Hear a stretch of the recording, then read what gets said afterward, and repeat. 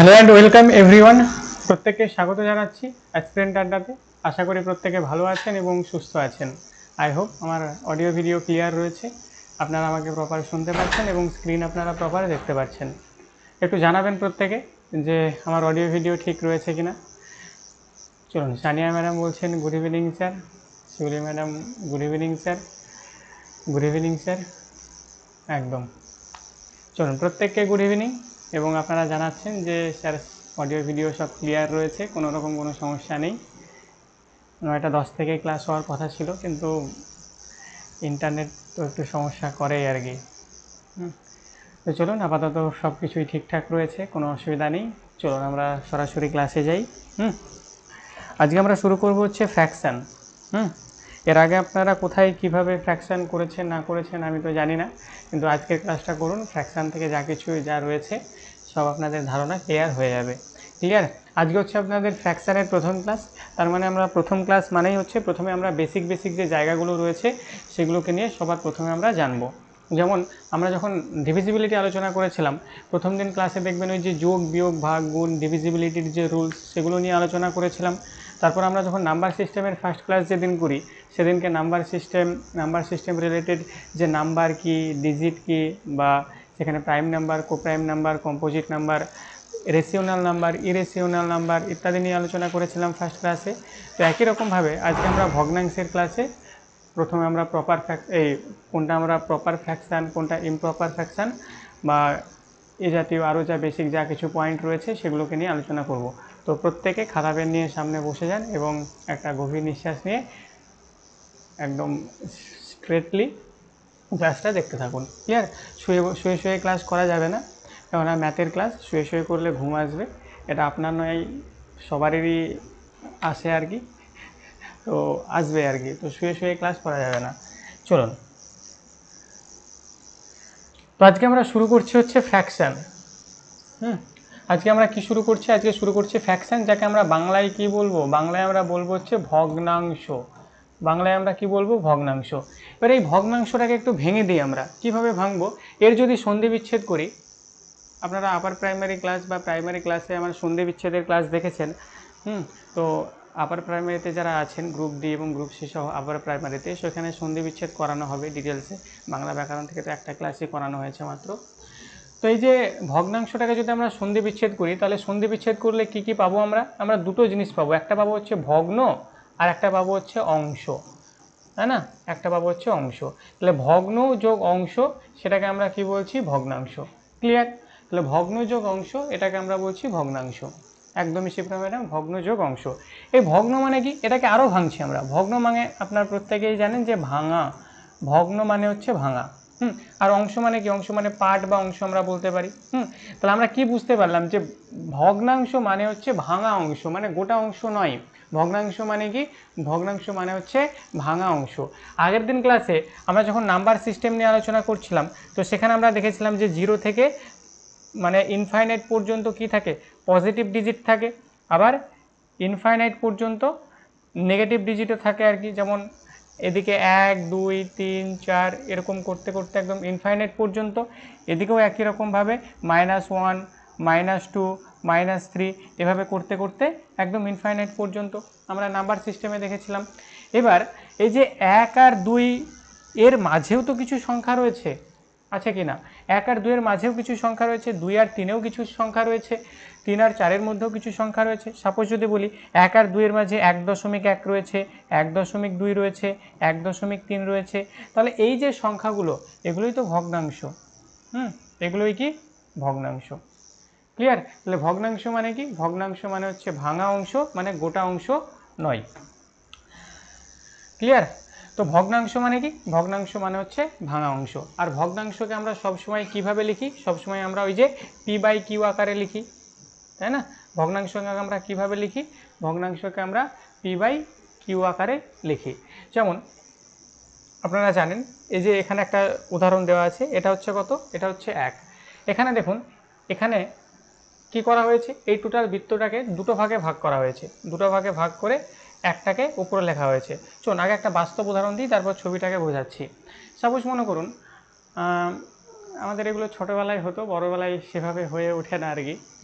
তো যাদের বাড়িতে দেখবেন মানে আপনাদের যাদের বাড়িতে আর কি, মানে আপনারা দুই বান্ধবী বা দুই বোন বা দুই দাদা বা বোন দাদা এভাবে যারা বড় হয়েছেন, দেখবেন ছোটোবেলায় যখন মানে বাবা কিছু নিয়ে আসতো আর কি, ঠিক আছে, বাবা বাজার থেকে কিছু একটা নিয়ে আসলো আর কি, কিছু একটা নিয়ে আসলো। সাপোজ আমি এখানে উদাহরণ দিলাম যে তখন তো আর পিৎজা টিজা ছিল না, পিৎজা বার্গার সেই সময় ছিল না, এখন আছে আর কি। এখন বাবা বাজার থেকে নিয়ে আসলে পিৎজা না হলে বার্গার নিয়ে আসে, বা চাউমিন এগরোল এগুলো নিয়ে আসে আর কি। তো আগে আমাদের কি ছিল, হয় কেক নিয়ে আসতো, না হলে পাউরুটি নিয়ে আসতো, এগুলো নিয়ে আসতো আর কি। তো মনে করুন একটা পাউরুটি নিয়ে আসা হয়েছে, বাজার থেকে কি করা হয়েছে, একটা পাউরুটি নিয়ে আসা হয়েছে। এবার পাউরুটিটা নিয়ে এসে আপনার বাবা আপনাকে বললো যে এরকম ব্যাপার বাবু, তাহলে পাউরুটিটা তুমি একটু খাও আর তোমার বোনকে একটু দাও আর কি। তাহলে পাউরুটিটাকে তুমি একটু খাও আর তোমার বোনকে দাও, মানে অর্ধেক অর্ধেক করে খাওয়ার কথা বলছে আর কি। তো আপনি এখানে কি করলেন, সেই পাউরুটিটাকে অর্ধেক করলেন আর কি। তাহলে পাউরুটিটা একটাই ছিল, পাউরুটিটাকে কি করলেন, দুটো করলেন। কেমন, দুটো করে কি করলেন, একটা আপনি খেলেন আর একটা আপনার দাদা বা বোন যেখানে যা ছিল তাকে দিলেন। ক্লিয়ার? তাহলে এই যে পাউরুটি, এই পাউরুটিটাকে আমরা কি করলাম, টোটাল দুটো ভাগ করলাম। তাহলে যে টোটাল যে অংশটা সেটাকে আমরা সবসময় নিচে রাখি আর কি। তো দুটো ভাগ করে আমি একটা খেলাম। ক্লিয়ার? তাহলে এবার আপনাকে যদি জিজ্ঞাসা করা হয় যে আপনি কতটুকু খেয়েছেন, আপনি তো বলবেন যে আমি অর্ধেকটা খেয়েছি। এবং এটাকেই অঙ্কের ভাষায় যদি আমরা লিখি, অঙ্কের ভাষায় লিখলে কীভাবে হবে, যে আমি 2/1 খেয়েছি। আমি 2 ভাগের কি করেছি, 2 ভাগের, হ্যাঁ স্যার এখন আমাদের জয়েন্ট ফ্যামিলি, এখন আমাদের এরকম হয়। তো যাই হোক, আমরা 2/1 আমি খেয়েছি আর 1 ভাগ আমার দাদা বা বোন যেখানে যা রয়েছে তাকে দিয়েছি। এটা হচ্ছে অঙ্কের ভাষা। এবং এই ভগ্নাংশের উপরে যেটা থাকে সেটা আপনারা প্রত্যেকেই জানেন, এটাকে বলা হয় হচ্ছে লব। উপরে যেটা থাকে সেটাকে আমরা বলছি লব বা নিউমেরেটার এটাকে বলা হচ্ছে, আর নিচে যেটা থাকে সেটাকে বলছি আমরা হর বা ডিনোমিনেটর। ক্লিয়ার? ডিনোমিনেটর, একদমই তাই। বা আপনারা দেখবেন, ঠিক আছে, এই যে আমরা যখন ক্লাস 5, 6, 7, 8, 9, 10-এ পড়েছি, তখন দেখবেন আমাদের ওই যে ইউনিট টেস্ট বলে একটা এক্সাম হতো, সেখানে দেখবেন 20 নম্বরের এক্সাম হতো। কত নম্বরের এক্সাম হতো? 20 নম্বরের এক্সাম হতো। সেই 20 নম্বরের এক্সামে কেউ দেখা গেল 5 পেয়েছে বা কেউ হয়তো 10 পেয়েছে, তখন এক্সামিনার কি করতো, তখন দেখবেন যে 20 নাম্বারটাকে নিচে লিখতো আর যেটা পেয়েছে সেটাকে উপরে লিখতো। যে বাবু তুমি 20-র মধ্যে 5 পেয়েছো, তাই না, 20-র মধ্যে 5 পেয়েছো। তাহলে যেটা টোটাল আর কি সেটাকে নিচে লিখতো। এখানেও আমরা সেটা লিখেছিলাম, টোটাল দুটো ভাগটাকে নিচে লিখেছিলাম। আর এই দুটো ভাগের মধ্যে যেটা দিয়েছি বা যেটা খেয়েছি সেটা উপরে লিখেছিলাম। একই রকমভাবে এই এক্সামেও তাই করা হয়, যে টোটালটাকে নিচে লেখা হয় আর যেটা পেয়েছি সেটাকে উপরে লেখা হয়। ক্লিয়ার? তাহলে 20-র মধ্যে 5। এবার এটাই যদি আমাদের সিগনেচারের জন্য যদি বাড়িতে পাঠানো হতো আর কি, তাহলে অনেকেই আমরা নিজেরাই সিগনেচার মেরে দিতাম, ঠিক আছে, বা বন্ধুর সঙ্গে করিয়ে নিয়ে বলতাম যে বাবা করেছে, এরকম জিনিসগুলো ছিল আর কি। তো ভগ্নাংশের এই যে উপরের যে অংশ সেটাকে আমরা কি বলছি, লব বলছি বা নিউমেরেটর, আর নিচের যে অংশ সেটাকে আমরা বলছি হর বা ডিনোমিনেটর। এখানে আপনারা দেখতে পাচ্ছেন এটা হচ্ছে 1, মানে পুরোটা হচ্ছে 1, এটা হচ্ছে অর্ধেক, 1-এর 2 অংশ। এটা হচ্ছে দেখুন, এটা হচ্ছে টোটাল 4টা ভাগ করেছে, 4টা ভাগ করে একটা ভাগ খেয়েছে, মানে 1-এর 4 অংশ।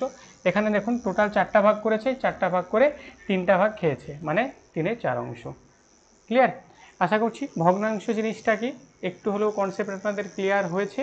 আস্তে আস্তে ক্লাসটা করতে থাকুন। আজকে আমরা বেসিক জিনিসগুলোকে নিয়ে আলোচনা করব, শেষ পর্যন্ত করলে আশা করছি সব হয়ে যাবে। চলুন,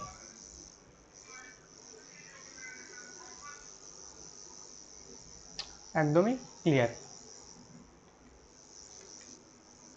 চলুন এবার আমরা একটা একটা করে পড়ি। প্রথমে কি বলছে, 1 নম্বর পয়েন্টে বলছে যে if A fraction is a real fraction, মানে যদি কোনো ফ্র্যাকশন রিয়েল ফ্র্যাকশন হয়, it is value will be less than 1, মানে কোনো যদি ভগ্নাংশ যদি রিয়েল ভগ্নাংশ হয়, রিয়েল মানে হচ্ছে মানে প্রকৃত আর কি। যেমন বলেন আমাদের লাভ তো রিয়েল, মানে ওদের লাভটা হচ্ছে প্রকৃত, কিন্তু প্রকৃত কি না সেটা দর্শক জানে। তো যাই হোক, বলছে রিয়েল ফ্র্যাকশন কি, রিয়েল ফ্র্যাকশন হচ্ছে প্রকৃত। তাহলে প্রকৃত যদি কোনো ভগ্নাংশ হয়, তাহলে সেই প্রকৃত ভগ্নাংশের মান অবশ্যই কি হবে, 1-এর কম হবে। প্রকৃত ভগ্নাংশের মান কি হবে, 1-এর কম হবে। যেমন আমি যদি বলি এই যে 2/5, 4/9, 13/19, এই যে ভগ্নাংশগুলো, এই ভগ্নাংশগুলো দেখুন সবগুলোই হচ্ছে প্রকৃত ভগ্নাংশ। আমি কি করে বুঝলাম এটা প্রকৃত ভগ্নাংশ? কি করে বুঝলাম যে প্রকৃত ভগ্নাংশ এগুলো? কেননা দেখুন এই প্রত্যেকটা ভগ্নাংশেরই যে মান সেটা একের কম। যে 2/5, 2/5 এটাকে আমরা এভাবে লিখতে পারি যে 2/5, এভাবে লিখতে পারি তো? লিখতে পারি। এবার এখানে দেখুন আমি ভাগ যদি করতে যাই তাহলে সবার প্রথমে আমাকে একটা দশমিক টানতে হবে, তারপর আমাকে ভাগ করতে হবে, তাই না? তাহলে দশমিকের জন্য আমি এখানে একটা শূন্য পাবো, তাহলে 4×5 = 20। তাহলে এই ভগ্নাংশটার যে মান সেটা হচ্ছে 0.4। তাহলে এটা তো একের কম, এই যে 1 রয়েছে একের কম এটা, তাই না? তাহলে যে ভগ্নাংশগুলোর মান একের কম হবে সেগুলো হচ্ছে প্রকৃত ভগ্নাংশ। ক্লিয়ার? যে ভগ্নাংশের মান একের কম হবে সেগুলো হচ্ছে প্রকৃত ভগ্নাংশ। বা এখানে আর একটা কনক্লুশনস আপনি টানতে পারেন, যে ভগ্নাংশের যে যে ভগ্নাংশের যে ভগ্নাংশের যে ভগ্নাংশের এই যে লব রয়েছে, লব ছোট হবে, লব ছোট হবে, আর এই যে নিচে যে হর রয়েছে এই হর বড় হবে, সেগুলোকে আমরা বলবো প্রকৃত ভগ্নাংশ। ক্লিয়ার? তাহলে প্রকৃত ভগ্নাংশ আমরা কোনগুলোকে বলবো? যার মান একের কম হবে, বা আমরা আরও একটা সংজ্ঞা এখান থেকে দিতে পারি, যার লব ছোট হবে এবং হর বড় হবে, তাকে আমরা বলবো প্রকৃত ভগ্নাংশ। ক্লিয়ার? প্রকৃত ভগ্নাংশ কি বলুন? প্রকৃত ভগ্নাংশ ক্লিয়ার? যার মান একের কম হবে, একদম। চলুন, ক্লিয়ার স্যার। নেক্সট কি বলছে? নেক্সট বলছে যে if A fraction is an improper fraction, মানে যদি কোনো ফ্র্যাকশন ইমপ্রপার ফ্র্যাকশন হয় তাহলে it's value will be greater than 1, মানে তার ভ্যালু অবশ্যই কী হবে? একের বেশি হবে। তাহলে যদি কোনো ফ্র্যাকশন এর যে ভ্যালু সেটা একের যদি বেশি হয় তাহলে সেই যে ভগ্নাংশটা সেটা হবে ইমপ্রপার ফ্র্যাকশন বা অপ্রকৃত ভগ্নাংশ। ক্লিয়ার? যেমন আমি যদি উদাহরণ দিই যে 5/2, আবার যদি উদাহরণ দিই যে 9/4, এই যে দুটো ভগ্নাংশ এখানে আমি দিয়েছি, যে 5/2 আর এই যে 9/4, এই ভগ্নাংশটাকে আপনি খেয়াল করুন তো। এই ভগ্নাংশটার যে মানটা সেটা একের তো বেশি। এটাকে তো আমরা এভাবে লিখতে পারি না যে 5/2, 5/2। এবার এটাকে ক্যালকুলেশন করলে কি হচ্ছে যে 2 দুগুণে 4, 1.0, 5 দুগুণে 10। তাহলে এর যে ভ্যালু আসছে সেটা 2.5 আসছে। তাহলে এই যে 2.5 আসছে এটা তো বেশি একের চেয়ে। তাহলে যে ভগ্নাংশের মান একের বেশি হবে সেগুলো হচ্ছে কি? সেগুলো হচ্ছে ইমপ্রপার ফ্র্যাকশন। ক্লিয়ার? আর ইমপ্রপার ফ্র্যাকশনের আরও একটা কনক্লুশন আমরা টানতে পারি, যে ভগ্নাংশের এই যে লব যেটা থাকবে, লব কি হবে? লব বড় হবে, আর হর যেটা থাকবে সেই হর কি হবে? হর ছোট হবে, হর ছোট হবে। সেই ভগ্নাংশগুলোকে আমরা কি বলবো? সেই ভগ্নাংশগুলোকে আমরা বলবো হচ্ছে ইমপ্রপার ফ্র্যাকশন বা অপ্রকৃত ভগ্নাংশ। ক্লিয়ার? অপ্রকৃত ভগ্নাংশ কি? পরে আরও একটা লাইন লিখেছে দেখুন, যে mixed and improper fraction are the same, মানে মিক্সড এবং improper fraction are the same but have different forms, মানে এদের যে গঠন সেটা আলাদা, মানে দুটোর যে মিনিং সেটা একই কিন্তু এদের যে গঠন সেটা আলাদা। চলুন একটু আমরা দেখে নিই। এই যে 5/2, 5/2, এই 5/2কে আমরা এভাবে লিখতে পারি যে 5/2, মানে 2 দুগুণে 4, 1 ভাগশেষ থাকলো। এটাকে আমরা এভাবে লিখতে পারি না যে 2/1, 2/1, এভাবে লেখা যায় তো? যে 5/2 এটাকে আমি 2/1 এভাবে লিখতে পারি। দুটোই কি ইকুয়াল তো? এই যে ভগ্নাংশটা এটাকে আমরা বলছি ইমপ্রপার, এই ভগ্নাংশটাকে আমরা বলছি ইমপ্রপার। আর এই যে ভগ্নাংশটা, এই ভগ্নাংশটাকে আমরা বলছি মিক্সড, এই ভগ্নাংশটাকে আমরা বলছি মিক্সড। তাহলে এখানে কি দেখতে পেলাম আমরা? এখানে দেখতে পেলাম যে ইমপ্রপার ফ্র্যাকশন আর মিক্সড ফ্র্যাকশন, দুটো ফ্র্যাকশন একই, মানে এদের যে মিনিং সেটা একই কিন্তু এরা দেখুন দেখতে আলাদা আর কি। এদের মিনিং একই কিন্তু দেখতে আলাদা, মানে ওই ক্লাস 10-এর অমৃত এবং হিসাবের যে ব্যাপার স্যাপার ছিল ওরা দেখতে আলাদা ছিল কিন্তু ওদের সব এক ছিল আর কি, জামা থেকে কাপড় থেকে শুরু করে ওদের কথা বলার ধরন, হাঁটা চলার ধরন ইত্যাদি সব একই ছিল কিন্তু তারা দেখতে আলাদা ছিল। এটাও ঠিক তাই। তাহলে আমরা কি দেখলাম যে ইমপ্রপার ফ্র্যাকশন আর মিক্সড ফ্র্যাকশন দুটোই একই কিন্তু এদের যে গঠন সেটা আলাদা। তাহলে এখনও পর্যন্ত আমি 3টা জিনিস এখানে আলোচনা করেছি। সেই 3টা জিনিস কি কি? এক হচ্ছে যদি কোনো ভগ্নাংশ প্রকৃত ভগ্নাংশ হয় তাহলে তার মান 1-এর কম হবে। যদি কোনো ভগ্নাংশ অপ্রকৃত ভগ্নাংশ হয় তাহলে তার মান 1-এর বেশি হবে। আর অপ্রকৃত ভগ্নাংশ আর প্রকৃত ভগ্নাংশ, এই অপ্রকৃত ভগ্নাংশ আর মিশ্র ভগ্নাংশ দুটো একই জিনিস, কিন্তু এদের যে রূপ সেটা আলাদা। বলুন এতটুকু পর্যন্ত প্রত্যেকের যদি ক্লিয়ার থাকে বলুন। যদি সমস্যা থাকে অবশ্যই মাইক রয়েছে সাইডে, মাইকটাকে অন করে আপনি আপনার সমস্যা নির্দ্বিধায় জানাবেন, কোনো সমস্যা নেই। আমরা সবাই ক্লাস করছি 10 থেকে 12 জন, তার মধ্যে আমার দুটো অ্যাকাউন্ট বাদ।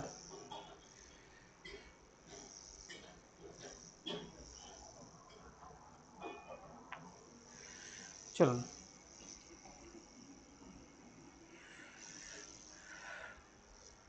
এই লাইভ ক্লাস না করলে একটু সমস্যা হয়ে যায় প্রত্যেকের, কিন্তু এখানে যারা অ্যাডমিশান নেয় আর কি তাদের অধিকাংশই তো মানে হয় হাউসওয়াইফ, না হলে কোনো না কোনো কাজের সঙ্গে জড়িত আর কি। তো তার জন্য তারা তো রেকর্ডেডের ওপরেই বেশি ভরসা, মানে রেকর্ডেড ক্লাসই তারা দেখে আর কি, লাইভ ক্লাসে সেভাবে উপস্থিত থাকতে পারে না। চলুন আশা করি ক্লিয়ার এতটুকু পর্যন্ত। চলুন এটা কি আমি আসছি।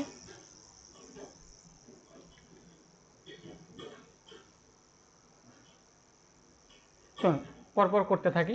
বলছে কি, বলছে যে একটি ভগ্নাংশের লব ও হরের সঙ্গে একই সংখ্যা গুণ করলে অথবা ভাগ করলে ভগ্নাংশটি একই থাকে, কিন্তু লব ও হরের সঙ্গে একই সংখ্যা যোগ অথবা বিয়োগ করলে ভগ্নাংশের মানের পরিবর্তন হয়। ঘটনাটা কি একটু চলুন দেখি। বলছে যে একটি ভগ্নাংশের লব ও হরের সঙ্গে একই সংখ্যা যদি আমি গুণ করি বা আমি যদি একই সংখ্যা যদি আমি ভাগ করি তাহলে ভগ্নাংশটির যে মান সেটা একই থাকে। এক্সাম্পলে আসুন, যেমন মনে করুন একটা সংখ্যা, একটা ভগ্নাংশ আমি এখানে লিখছি, যেমন এখানে আমি লিখলাম যে 25/15, এটা একটা ভগ্নাংশ, এবং এই যে ভগ্নাংশটা এটা হচ্ছে ইমপ্রপার ফ্র্যাকশন। ইমপ্রপার তো এই ফ্র্যাকশনটা হচ্ছে ইমপ্রপার ফ্র্যাকশন, ঠিক আছে। এবার এই যে ভগ্নাংশটা আমি এখানে লিখেছি, এই ভগ্নাংশটার সঙ্গে যদি আমি একই সংখ্যা গুণ করি, মানে লব এবং হরের সঙ্গে যদি আমি একই সংখ্যা গুণ করি, মানে এটার সঙ্গেও আমি 2 গুণ করলাম, এটার সঙ্গেও আমি 2 গুণ করলাম, তাহলে আমি মান কি পাবো? মান পাবো হচ্ছে যে 25 দুগুণে এটা পাবো হচ্ছে 50, আর এটা পাবো হচ্ছে 15 দুগুণে 30। এই ভগ্নাংশটা আমরা পেলাম। এই যে আমি এই ভগ্নাংশটা পেলাম, এই ভগ্নাংশটা হচ্ছে একই। মানে এখানে এটাই বলছে যে একটি ভগ্নাংশে লব ও হরের সঙ্গে একই সংখ্যা গুণ অথবা ভাগ করলে ভগ্নাংশটি একই থাকে। মানে এই যে 25/15 যা, 25/15 যা এবং 50/30 একই জিনিস। ক্লিয়ার? বা এটাকেই যদি আমি লিখি, এখানে রয়েছে 25/15, একই সংখ্যা আমি যদি ভাগ করি, মনে করুন দুটোকেই আমি 5 দিয়ে ভাগ করলাম, দুটোকেই আমি যদি 5 দিয়ে ভাগ করি তাহলে এর আনসার কত হবে? এর আনসার হবে 5, আর এর আনসার হবে হচ্ছে 3। তাহলে এখানে এটাই বলছে যে 25/15 যা, 25/15 যা আর 5/3 দুটোই একই জিনিস। ক্লিয়ার? তাহলে কোনো ভগ্নাংশের লব এবং হরের সঙ্গে যদি আমি একই সংখ্যা গুণ করি বা একই সংখ্যা যদি ভাগ করি তাহলে ভগ্নাংশটি একই থাকে। ক্লিয়ার? এবার সেখানে অনুপাতের একটু চেঞ্জ হয় আর কি, কিন্তু একই থাকে। অনুপাতের ক্লাসে সব বলা হবে। কিন্তু যদি যোগ বিয়োগ যদি করি, যেমন মনে করুন 25-এর সঙ্গে 25/15, এটা একটা ভগ্নাংশ, দুটো সংখ্যার সঙ্গে যদি আমি 2 করে যদি যোগ করে দিই তাহলে আমি কি পাবো? উপরে পাবো হচ্ছে 27 আর নিচে কত পাবো? 15 আর 2 17। তাহলে এবার কি আমরা বলতে পারি যে 25 আর 15 যা আর এই 27 আর 17 একই ভগ্নাংশ? বলুন এমনটা কি বলা যায়? এমনটা কি বলতে পারি যে 25 আর 15 যা আর 27 আর 17 একই জিনিস? তাহলে দুটো সংখ্যার দুটোতে কি করেছি আমরা? 2 করে যোগ করেছি। তাহলে আমরা যদি যোগ বিয়োগ করি যদি, তাহলে তার মান আলাদা হয়ে যাবে, তার মানে এটা হচ্ছে আলাদা। ক্লিয়ার? এখানে এই কথাটাই বলা ছিল, খুব একটা জটিল বিষয় ছিল না, আশা করি বোঝা গেছে। চলুন নেক্সট। চলুন এতক্ষণ যেগুলো আমরা পড়লাম আর কি, আপনাদের একটু বেশি ধারণার জন্য সেই যে জায়গাগুলোকে আমরা দেখলাম, আপনাদের প্রশ্ন এবার এখান থেকে আসা শুরু হবে। ক্লিয়ার? চলুন এখান থেকে যদি দেখি, বলছে যে কয়েকটি ভগ্নাংশের মধ্যে ছোট ও বড় নির্ণয় করতে গেলে যে বিষয়গুলি খেয়াল রাখতে হবে। কয়েকটি ভগ্নাংশের মধ্যে ছোট এবং বড় খেয়াল রাখতে গেলে, মানে ছোট এবং বড় দেখতে গেলে যে বিষয়গুলি খেয়াল আপনাদের রাখতে হবে। চলুন দেখি একটা একটা করে। বলছে যে প্রতিটি ভগ্নাংশের হর একই নাকি আমি দেখব। তাহলে প্রথম কনক্লুশন কি? প্রথম কনক্লুশন হচ্ছে যে প্রতিটি ভগ্নাংশের হর একই নাকি দেখব। তাহলে প্রতিটি ভগ্নাংশের হর যদি একই হয় সেক্ষেত্রে কী হবে? লব যার বেশি হবে সেই ভগ্নাংশটি বড় হবে, লব যার বেশি হবে সেই ভগ্নাংশটি বড় হবে। একদম সহজ জায়গা আর কি। এটা দেখুন, এটা হচ্ছে 13/20, এটা হচ্ছে 17/20, এটা হচ্ছে 8/20, এটা হচ্ছে 7/20। এবার এই চারটে ভগ্নাংশের মধ্যে বড় কোনটা, সবচেয়ে বড় কোনটা? তাহলে সবচেয়ে বড় হচ্ছে এই যে যার লব বেশি হবে। বা আপনি আর একটা কনক্লুশন টানতে পারেন, কেউ একজন 20-র মধ্যে 13 পেয়েছে, কেউ একজন 20-র মধ্যে 17 পেয়েছে, কেউ একজন 20-র মধ্যে 8 পেয়েছে, কেউ একজন 20-র মধ্যে 7 পেয়েছে, 20-র মধ্যে 7 পেয়েছে। তাহলে সবচেয়ে বেশি কে পেয়েছে পার্সেন্টেজের হিসাবে যদি যাই, সবচেয়ে বেশি পেয়েছে এই 20-র মধ্যে 17 যে বেশি পেয়েছে। তাহলে সবচেয়ে বড় হচ্ছে এটা, এটা হচ্ছে সবচেয়ে বড়। সবচেয়ে ছোট কোনটা? সবচেয়ে ছোট হচ্ছে এটা, সবচেয়ে ছোট হচ্ছে এটা। চলুন নেক্সট কি বলছে, পরবর্তী রুলস বলছে যে প্রতিটি ভগ্নাংশের লব একই নাকি দেখবো। এতক্ষণ আমরা হর একই নাকি দেখছিলাম, এবার বলছে যে আমি লব একই নাকি দেখব। যদি প্রত্যেকটা ভগ্নাংশের, দেখুন এখানে লব একই আছে, তাহলে প্রত্যেকটা ভগ্নাংশে যদি লব একই থাকে তাহলে হর এক্ষেত্রে যার ছোট হবে, হর এক্ষেত্রে যার ছোট হবে সেই ভগ্নাংশটি সবচেয়ে বড় হবে। যা বললাম সব ভুলে যান। এখানে দেখুন, কেউ একজন 15-র মধ্যে 20 পেয়েছে, কেউ একজন 19-এর মধ্যে 15 পেয়েছে, কেউ একজন 41-এর মধ্যে 15 পেয়েছে, কেউ একজন 30-এর মধ্যে 15 পেয়েছে। কি মনে হচ্ছে যে পার্সেন্টেজের বিচারে কে সবচেয়ে বেশি পেল? সবচেয়ে বেশি পেলোটাকে যে 19-এর মধ্যে যে 15 পেয়েছে সে সবচেয়ে বেশি পেয়েছে। তাহলে এটা হচ্ছে কি? এটা হচ্ছে সবচেয়ে বড় বা লার্জেস্ট, এটা হচ্ছে লার্জেস্ট।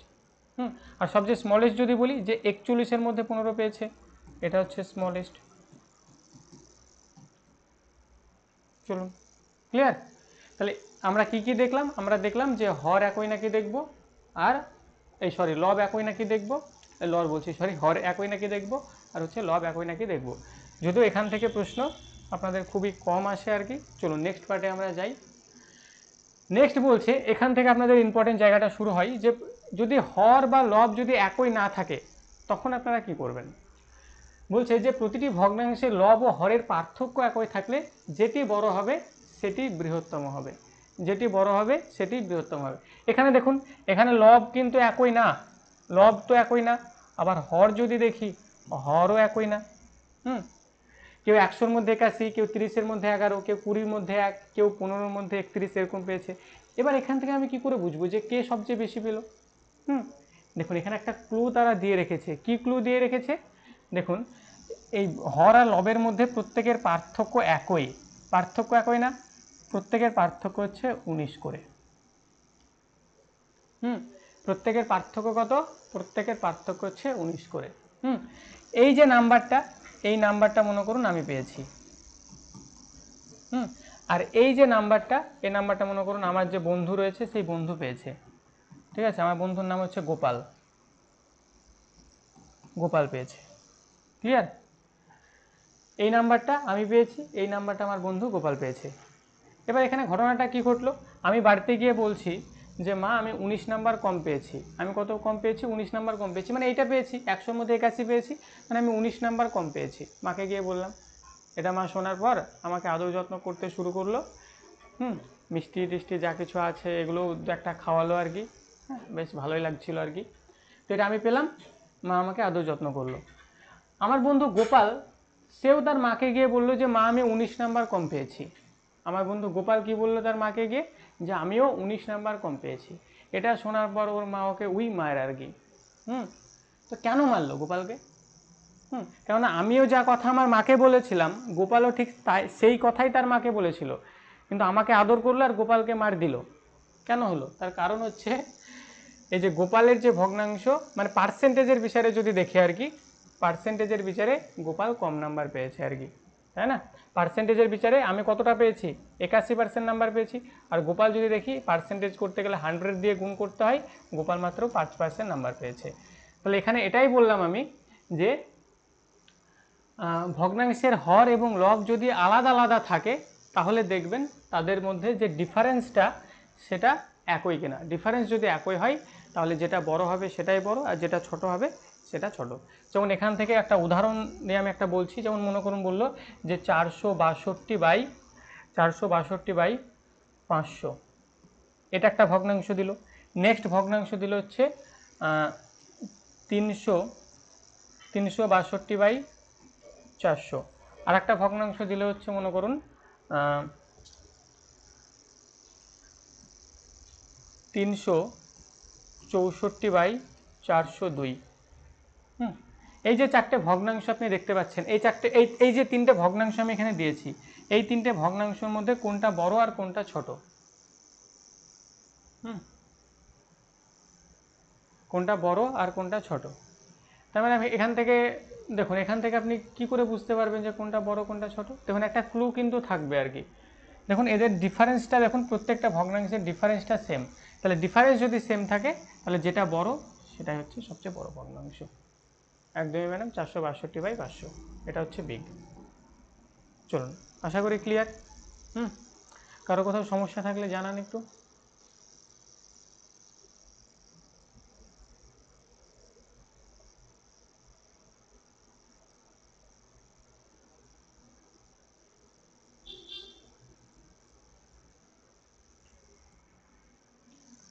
চলুন নেক্সট।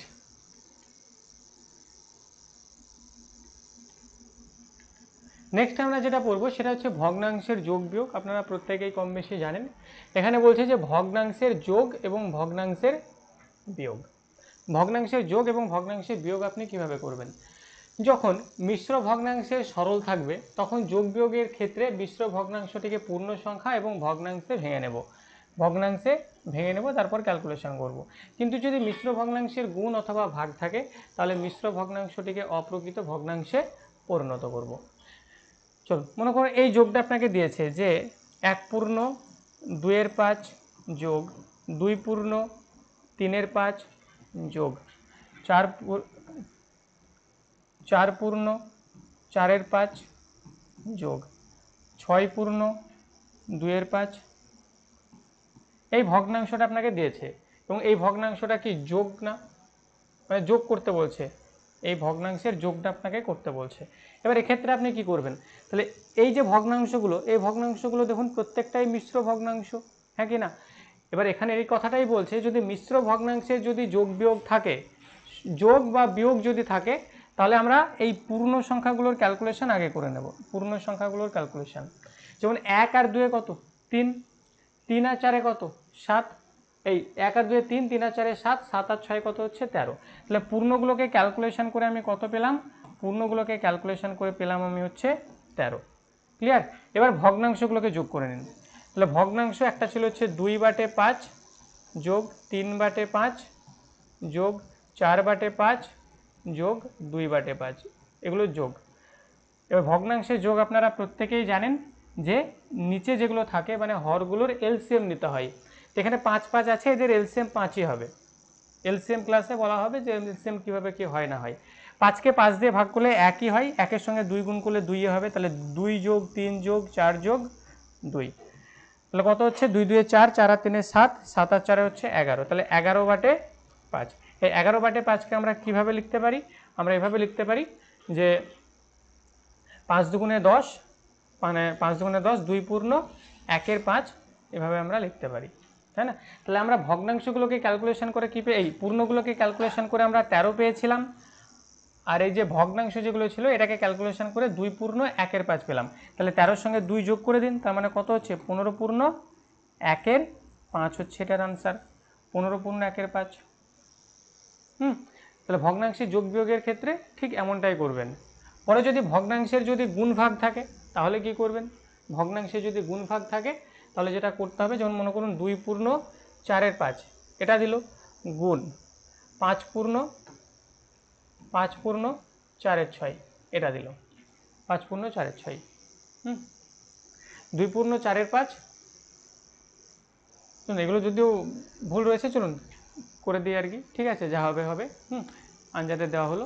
তো এরকম যদি গুণ থাকে তাহলে আমরা কি করব? সর্বপ্রথমে এই যে ভগ্নাংশটা, এটা হচ্ছে কি? এটা হচ্ছে আপনার ইমপ্রপার ফ্র্যাকশন।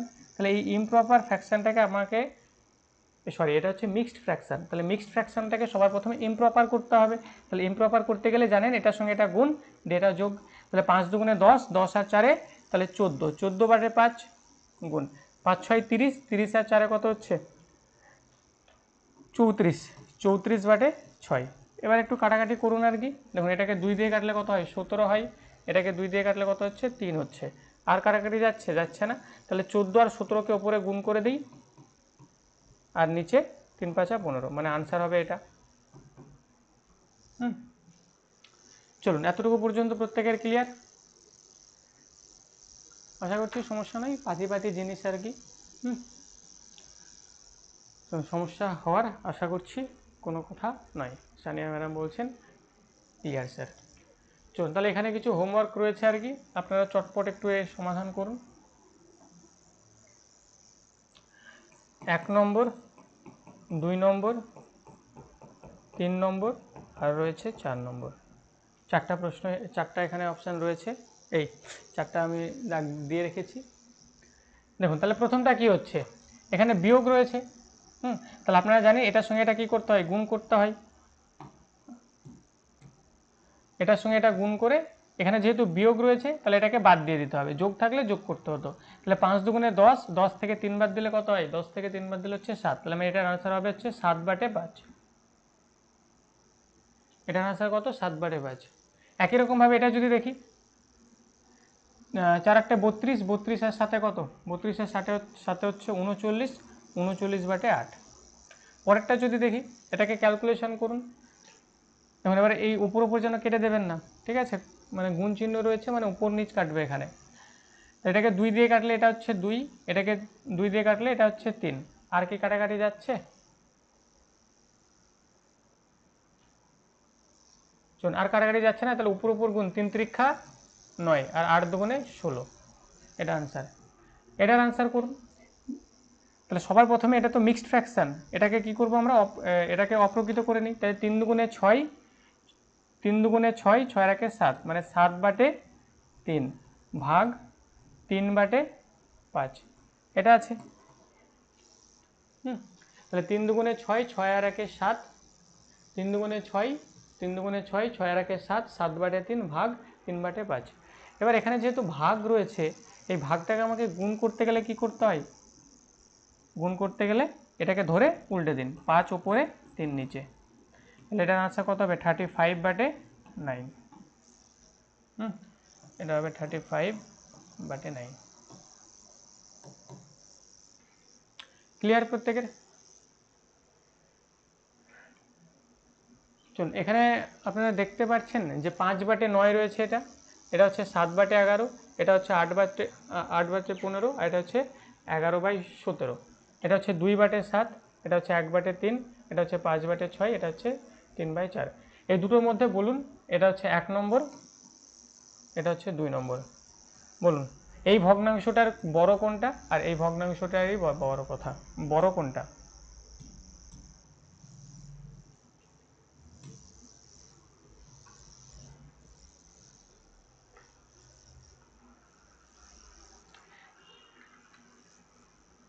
চলুন আপনারা একটা আনসার করুন, বলুন। আমি বড়টা জানতে চাইছি, লার্জেস্টটা জানতে চাইছি। এখানে দেখুন লব একই না, হরও একই না, এদের পার্থক্য যদি দেখি পার্থক্য একই না। এখানেও 4-এর পার্থক্য, এখানেও 4-এর পার্থক্য, কিন্তু এখানে দেখুন এখানে কিন্তু আর 4-এর পার্থক্য না। এখানে 8 বাটে 15, এটা 4-এর পার্থক্য কি, মানে পার্থক্য এক না।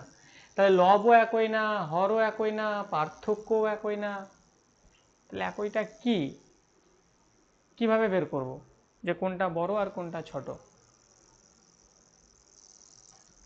তাহলে এক্ষেত্রে কোনটা বড় এবং কোনটা ছোট এটা বের করার টোটাল 3টা রুলস থাকে। একটা হচ্ছে কোনাকুনি গুণ করতে হয়, একটা হচ্ছে এলসিএম মেথড, আর আরেকটা হচ্ছে উপরে শূন্য বসিয়ে ক্যালকুলেশন করে দেখতে পারেন আপনি। কিভাবে সেটা চলুন একটু দেখি।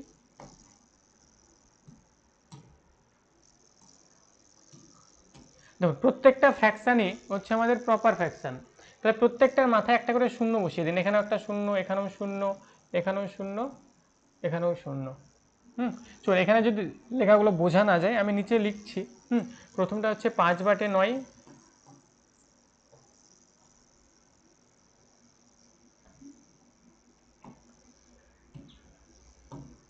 প্রথমটা হচ্ছে 5/9, তারপর হচ্ছে 7/11, তারপর হচ্ছে 8/15,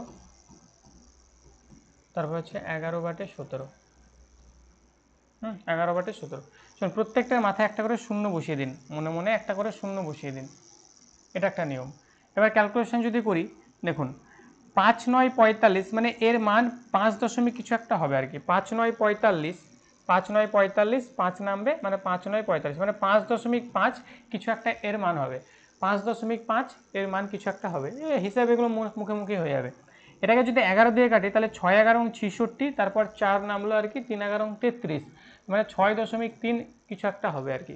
কী হবে আমি জানি না, কিন্তু 6.3 কিছু একটা হবে। পরে এখানে যদি দেখি 5×15=75, তাহলে 5×15=75 মানে 5, তারপর এখানে 5×15=75 মানে 5 থাকছে, মানে 3×15=45, মানে 5.3 কিছু একটা হবে এর মান। নেক্সট যদি দেখি, এটা এখানে কত রয়েছে, 110 রয়েছে, এটা 17, তাহলে 6×17 কত, 6×17 আপনারা জানেন যে 5×17=85, 6×17 হচ্ছে 102, তারপর 8 থাকছে মানে হচ্ছে 80, 5×17=85 মানে 4×17=68, মানে 6.4 কিছু একটা হবে এর মান। এই হিসাবটা আপনাকে মনে মনে করতে হবে। এবার এদের মধ্যে দেখুন কোনটা বড় ছোট, এবার আপনি বুঝতে পারছেন। কোনটা বড় আর কোনটা ছোট বোঝা যাচ্ছে। তাহলে সবচেয়ে বড় কোনটা, সবচেয়ে বড় 6.4, এই যে এটা হচ্ছে সবচেয়ে বড়, মানে এই যে 11/17, এটা হচ্ছে সবচেয়ে বড়, একদমই তাই, এটা হচ্ছে সবচেয়ে বড়। সবচেয়ে ছোট কোনটা, সবচেয়ে ছোট হচ্ছে এই যে 8/15, এটা হচ্ছে সবচেয়ে ছোট, 8/15 এটা হচ্ছে সবচেয়ে ছোট। তাহলে এটা ছিল একটা রুলস, এই রুলস আপনি ফলো করতে পারেন, এটা ছিল একটা রুলস। আর একটা রুলস হচ্ছে এলসিএম নিয়ে আর কি, আরেকটা রুলস কি, এলসিএম নিয়ে।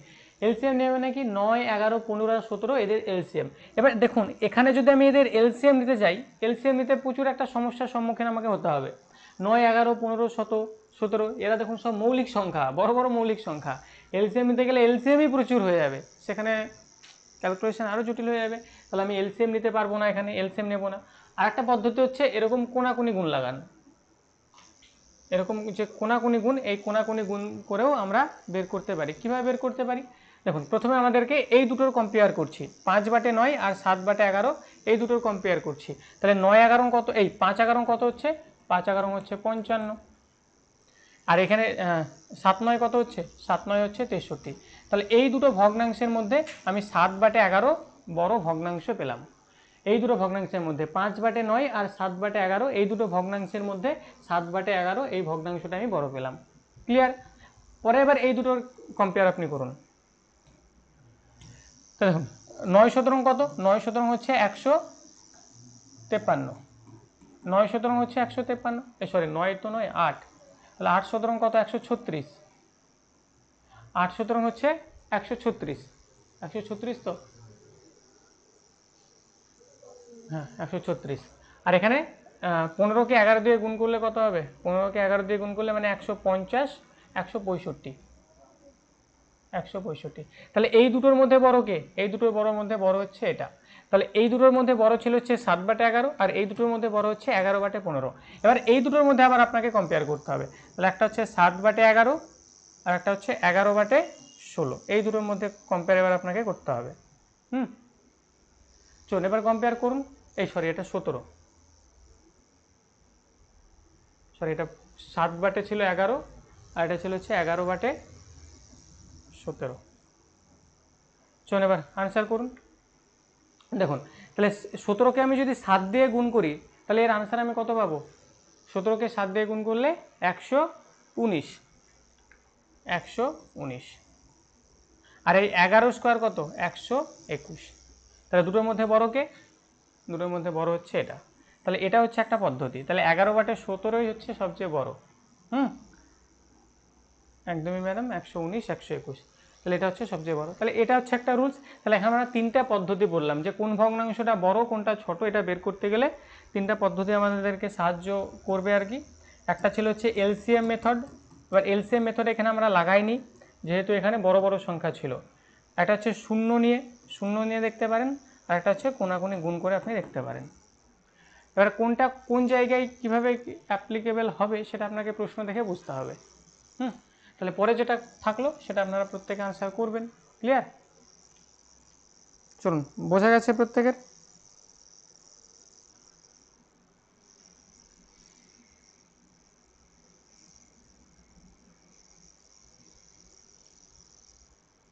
চলুন নেক্সট।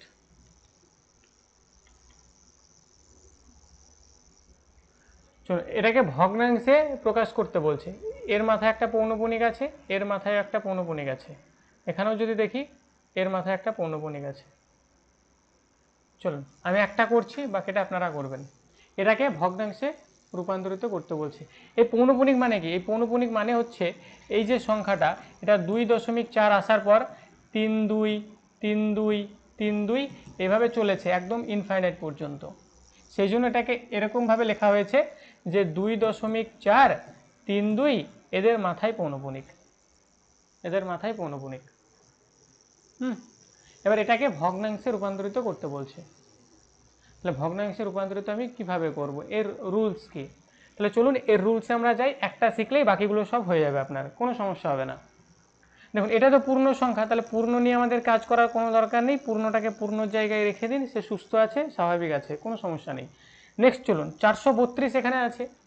এবার এই যে 432-এর 3 আর 2 এর মাথায় পৌনঃপুনিক রয়েছে, তাহলে 432টাকে লিখুন। দুটো সংখ্যার মাথায় পৌনঃপুনিক মানে দুটো 9 আপনারা নেবেন।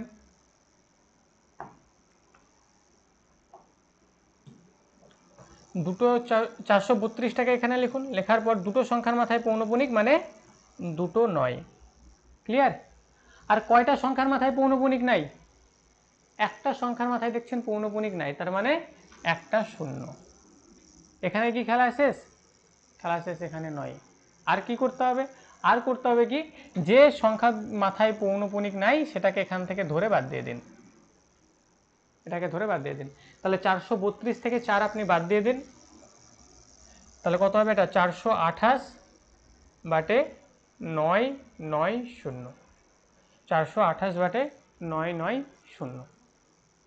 428 বাটে 9 9 0 একদমই। আর এখানে পূর্ণটা ছিল, পূর্ণটাকে এবার এখানে যোগ করে দিন, তাহলে 2 পূর্ণ 428 বাটে 9 9 0, 428 বাটে 9 9 0। তাহলে এই যে ভগ্নাংশটা আমরা পেলাম, এটা আমরা কি পেলাম? এটা আমরা পেলাম হচ্ছে মিক্সড ফ্র্যাকশন পেলাম, মিক্সড। এটা আমরা কি পেলাম? এটা আমরা মিক্সড ফ্র্যাকশন পেলাম। এবার এই মিক্স থেকে আমি যদি ইমপ্রপারে ট্রান্সলেট করতে চাই, ইমপ্রপারে যদি আমি ট্রান্সলেট করতে চাই, তাহলে আমি কি করব? তাহলে আপনারা জানেন যে এটার সঙ্গে এটা গুণ করে এটাকে যোগ করে দেব। তাহলে এটাকে গুণ করুন, এখানে এটা কত? এটা হচ্ছে 990-কে 2 দিয়ে গুণ করলে কত হয়? এটাকে আপনি 1000 ধরে নিন, তাহলে 1000-কে 2 দিয়ে গুণ করলে কত হয়? 2000 হয়। এখানে যেহেতু 10 কম ছিল, তাহলে 10 করে 20 বাদ দিয়ে দিন, তাহলে 2000 থেকে 20 বাদ দিলে কত হবে? 1980।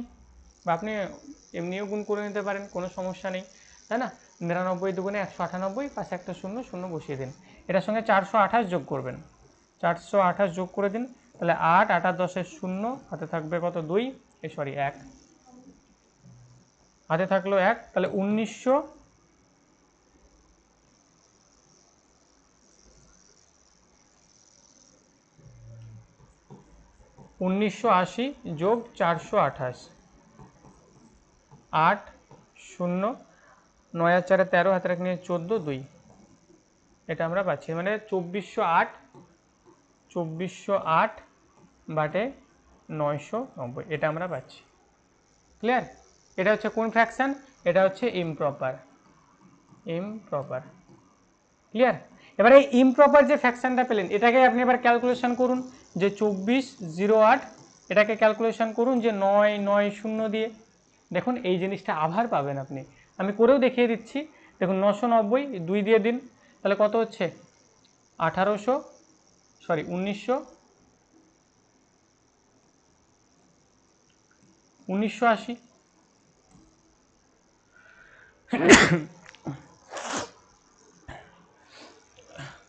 চলুন, কত ছিল এটা? 1980। বিয়োগ করুন, 8 থেকে 0 বাদ দিলে সেই 8ই হয়, 10 থেকে 8 বাদ দিলে হচ্ছে 2, 14 থেকে 10 বাদ দিলে হচ্ছে 428। এবার দেখুন ভাগ করতে পারছেন না, দশমিক নিন, তার জন্য এখানে একটা 0 পাবেন। এবার দেখুন এবার 4 দিয়ে যাবে আর কি, তারপর আবার 3 দিয়ে যাবে, 2 দিয়ে যাবে, আবার 3 2 3 2 3 2, এভাবে করতে করতে চলে আসবে। ক্লিয়ার? তাহলে আমি একটা শেখালাম, একটা থেকে আপনি সব করে দিতে পারবেন। বলুন ক্লিয়ার? প্রত্যেকের যা কিছু থাকবে সব হয়ে যাবে।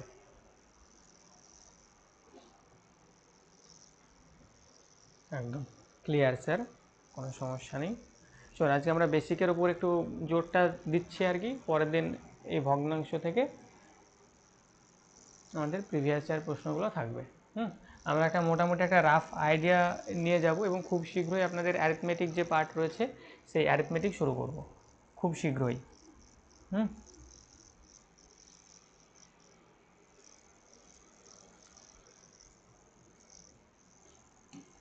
আপনাদের যে প্লেলিস্টে যে জিওগ্রাফি ক্লাসটা রয়েছে আর হিস্ট্রি যে ক্লাসগুলো, হিস্ট্রি তো বেশি নেই, জিওগ্রাফি দেখবেন প্লেলিস্ট যেটা রয়েছে আর কি সেটাকে করতে থাকুন, আর পলিটির যে ক্লাসটা রয়েছে সেটাকেও করতে থাকুন আপনারা, ঠিক আছে?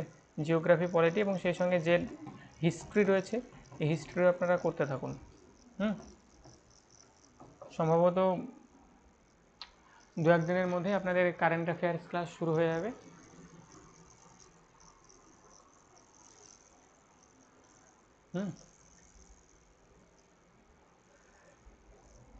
কেননা এই ক্লাসগুলোকে একটু দেখে করে রাখুন, কেননা এরপরে নোটিফিকেশান চলে আসলে তখন ওই সেই চাপটা আর নিতে পারবেন না। তখন ওই প্রত্যেক দিন 2-3টে করে ক্লাস হবে আর কি, তখন চাপটা নেওয়াটা কঠিন হয়ে যাবে। তো তার জন্য এই ক্লাসগুলোকে দেখে একটু এগিয়ে রাখুন। আর ক্লাসগুলো এমনভাবে করানো রয়েছে, আপনি গ্রুপ সি গ্রুপ ডি ব্যাচে অ্যাডমিশান নিয়েছেন ঠিক আছে, কিন্তু সেই সঙ্গে আপনারা যদি অন্যান্য এক্সাম যদি দেন সেক্ষেত্রেও এফেক্টিভ হবে। শেখার কোনো শেষ নেই। শিখলেই কাজে লাগবে জীবনের কোনো একটা জায়গায় গিয়ে, যদি কোনো কিছু শেখেন আর কি অবশ্যই কাজে লাগতেই হবে, লাগতে বাধ্য। স্যার পলিটির ক্লাসগুলো কিভাবে করলে মনে থাকবে? বলুন ম্যাডাম। এই পলিটিক্যাল ক্লাসগুলো কিভাবে করলে মনে থাকবে? পলিটির ক্লাসটা কিভাবে করবেন? না কিভাবে করলে মনে থাকবে? ও আচ্ছা, কিভাবে করলে মনে থাকবে। দেখুন এবার মনে থাকবে তার জন্য আপনাকে প্রথমত করে বিষয়টিকে বোঝার চেষ্টা করতে হবে। আপনি পলিটি ক্লাসগুলো আমার করুন, আশা করছি বুঝতে পারবেন। কারণ পলিটি ক্লাস তো সেরকম নাই যে বোরনেস আসবে আর কি, বেশ মজার ছলেই পলিটি হয়েছে। তো পলিটি ক্লাস আপনি করুন, যদি প্রথমবারও করেন তারপরেও বুঝতে পারবেন। তবে এখানে হ্যাঁ, প্রথম যে ক্লাসটা রয়েছে আমার পলিটির ফার্স্ট যে ক্লাসটা, সেখানে দেখবেন প্রচুর তথ্য দেওয়া। এবার সেই ফার্স্ট ক্লাসটা দেখে অনেকের মনে হয় বা আপনারও হয়তো হয়েছে যে আমি কিছু বুঝতে পারছি না, এরকমটা মনে হয়েছে। তো ফার্স্ট ক্লাসটাকে বাদ দিন, ফার্স্ট ক্লাসে তথ্যগুলো দেওয়া আছে যে সংবিধান সভা কবে কি আসলো না আসলো ইত্যাদি ইত্যাদি সব সেখানে তথ্যগুলো দেওয়া আছে। আপনি যে সেকেন্ড যে ক্লাস রয়েছে সেখান থেকে করতে থাকুন, পরপর ক্লাসগুলোকে করতে থাকুন এবং নিজের মতো করে একটু সেলফ নোটস একটু বানাতে থাকুন। সেলফ নোটস বানাতে থাকুন। আর কি করবেন, আরেকটা যেটা করবেন যে সময়ে সময়ে সেটাকে রিভিশন করতে থাকবেন। সময়ে সময়ে রিভিশন কীভাবে করবেন? রিভিশন আপনি পলিটির ফার্স্ট ক্লাস করলেন, আজকে করলেন, মনে করুন আজকে কত তারিখ? 21 তারিখ। আজকে আপনি পলিটির ফার্স্ট ক্লাস করলেন, ফার্স্ট ক্লাস করার পর আপনি একটা সেলফ নোটস বানালেন। তো আগামীকালকে আপনি কি করবেন? আগামীকালকে আপনি এই পলিটির যে সেকেন্ড যে ক্লাস রয়েছে সেই সেকেন্ড ক্লাস করবেন। তো এই সেকেন্ড ক্লাস করার আগে ফার্স্ট যে ক্লাসটা করেছেন তার যে সেলফ নোটসটা আপনি বানিয়েছেন সেটাকে একবার কুইক রিডিং করুন। বোঝাতে পারলাম? যে সেকেন্ড ক্লাসটা আপনি করবেন, সেকেন্ড ক্লাসটা করার আগে একবার কুইক রিডিং করুন ফার্স্ট ক্লাসের যে সেলফ নোটসটা। কুইক রিডিং করার পর তারপর সেকেন্ড ক্লাসটাকে করুন। পরের দিন আপনি যখন থার্ড ক্লাস করবেন তখন কি করবেন? তখন আপনার ফার্স্ট ক্লাস আর সেকেন্ড ক্লাস এই দুটো ক্লাস আপনার হয়ে গেছে, তাই না? তো তখন আপনি কী করবেন? থার্ড ক্লাসটা করার আগে ফার্স্ট ক্লাসটাকে একবার কুইক রিডিং করে আসুন আর সেকেন্ড ক্লাসটাকে একবার কুইক রিডিং করে আসুন, মানে রিড করে আসুন যে কী কী লিখেছিলাম একবার চোখ বোলালাম আর কি। এভাবে কিছুদিন করার পর দেখবেন ফার্স্ট ক্লাসে যা যা ছিল সব আপনার মনে থেকে গেছে, আর ভুলবেন না। সেকেন্ড ক্লাসে কী ছিল সব মনে পড়ে গেছে, আর ভুলবেন না। আর হাতে গোনা আছে কয়টা ক্লাস? 15টা ক্লাস আছে। কতগুলো ক্লাস আছে? মাত্র 15টা ক্লাস আছে। তাহলে এই 15টা ক্লাসই হয় না? ওই শেষের দিকে রাষ্ট্রপতি প্রধানমন্ত্রী ওইগুলো তো মনে থাকবে, কিন্তু সামনে এত ধারা এত দেখুন একবারে তো মনে থাকে না, ঠিক আছে, ওটা দেখুন ওটা আপনার নয় আর কি, ঠিক আছে, ওটা কারোরই মনে থাকে না, সবার মস্তিষ্কই সমান আর কি, ঠিক আছে। এবার সে ওই মস্তিষ্কে কতটা ঘষা মাজা করছে তার উপর ডিপেন্ড করে। আপনি একটু ঘষা মাজা করুন, একটু রিভিশন করুন, মানে একটু সময় দিন, দেখুন আস্তে আস্তে হয়ে যাবে। খুব একটা কঠিন নয় আর কি, আর খুব একটা বেশি ক্লাসও নয়। আপনি দেখুন আজকে আপনার হচ্ছে না, তার কারণ হচ্ছে আপনি একটু সময় দিচ্ছেন না সেখানে। এটা বিভিন্ন কারণ হতে পারে আর কি, একটু তো সময় দিতে হবে ম্যাডাম। চলুন।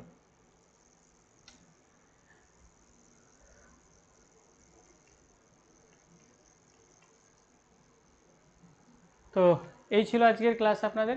পরের দিন আমরা ভগ্নাংশ থেকে PYQ-গুলো নিয়ে আলোচনা করব। ক্লাসটা একটু দেরিতে শুরু হয়েছিল, নাহলে আগেই শেষ হয়ে যেত। তো আশা করছি আজকের ক্লাস নিয়ে কারোর কোনো রকম কোনো সমস্যা নেই। সমস্যা থাকলে অবশ্যই নির্দ্বিধায় জানাবেন।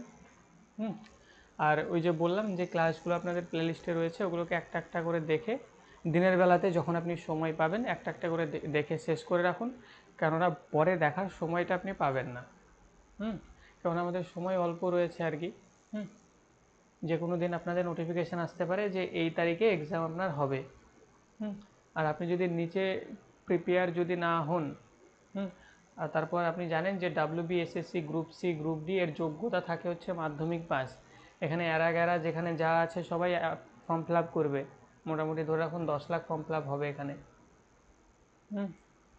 বা তার বেশি হবে 10 লাখ ফর্ম ফিল আপ। তার মানে কম্পিটিশান, এবার 10 লাখের মধ্যে কম্পিটিশান আবার হবে হচ্ছে 1 লাখের মধ্যে, বা 1 লাখও নয়, এখানে 10 লাখের মধ্যে 4 লাখ তো পরীক্ষা দিতেই যায় না আর কি, এরা ফর্ম ফিল আপ করে শুধু।